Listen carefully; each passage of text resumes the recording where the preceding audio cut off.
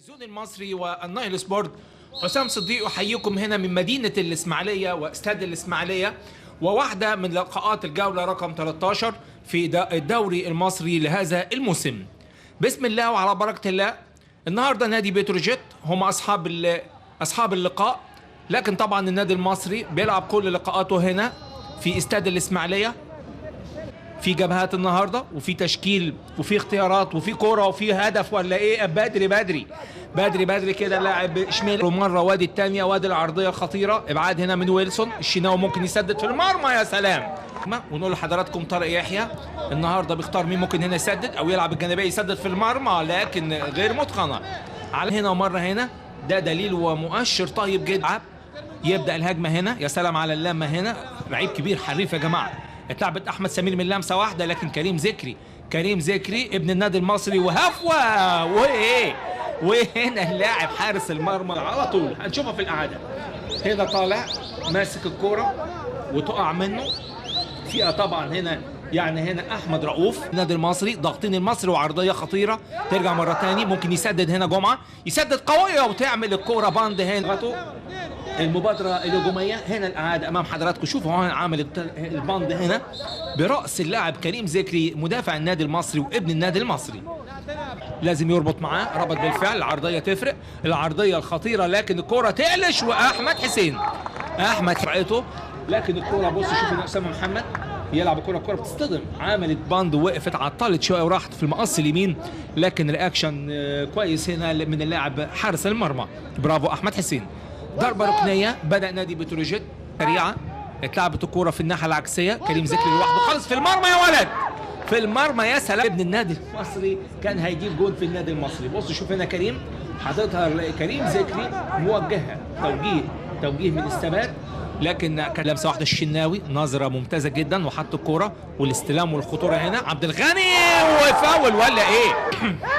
يعني طارق مجدي هنا الراجل كمل لمس الكوره ويلسون، والراجل كمل في ويلسون.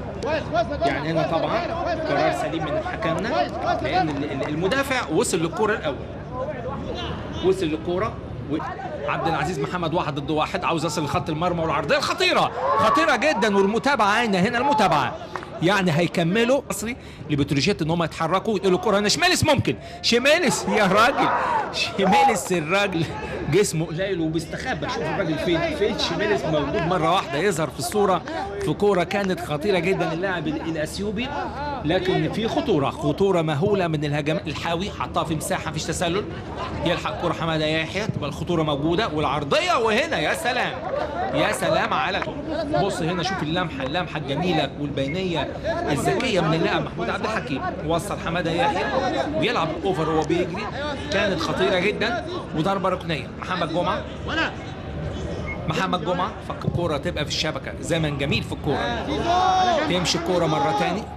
ايضا نادي المحله كان عمر عبد الله وعماشه. اتلعبت الكوره في تسلل هنا فراوده، يعني مصطفى عبده. هنشوفها كده في العاده، الاثنين اهو راجعين. هنشوف السمير بالتحديد اثناء الكوره. قرار مصطفى شبيطه يلعب الاماميه، اتحطت في مساحه اللمه تفرق. هنا اللمه حاططها بباطن القدم، مش ممكن على الجول. وضربوا النادي المصري، وقلنا الهفوات موجوده بباطن القدم، راكنها بمنتهى الذكاء والضوء. وهنتابع 5 دقائق و45 دقيقه من نار في الشوط الثاني. ضربه ركنيه، يا سلام يا رمضان. كل لاعب بعد كل تمريره بيتحرك بين نفسه في حريه ودين انه يتقدم، لكن ما دخلش في اجواء التنظيم الهجومي. لسه محد ضغط وخلصوها واتحطت في المساحه محمود عبد الحكيم، لكن راح له كريم ذكري. يا ولد يا لعيب يا عبد الحكيم، والعرضيه الخطيره وبيطالبوا فيها بركله الجزاء. الراجل كان لسه هيعمل التاكلينج، خده وثبته، وادي الكوره العرضيه قرار سليم مفيش مشكله. يعني الراجل الكوره ادي بتلمس هنا، والكوره بتلمس ايده ولا لا. عموما كل الحاجات دي هتبان، مفيش تسلل مش ممكن لكن الشوط الاول خلاص. ادي الكوره، وادي هنا الراجل بيلمس الكوره ودحرجوها وهم طالعين بيكشفوا اوفسايد. ادي واحد مغطي تماما، وحماده يحيى اللفه بالدوران، لكن كانت عاوزه الكوره ما جاتش في رجله زي ما هو عاوز. لو تلبس في اي حاجه يعني. صفاره نهايه الشوط الاول مشاهدين.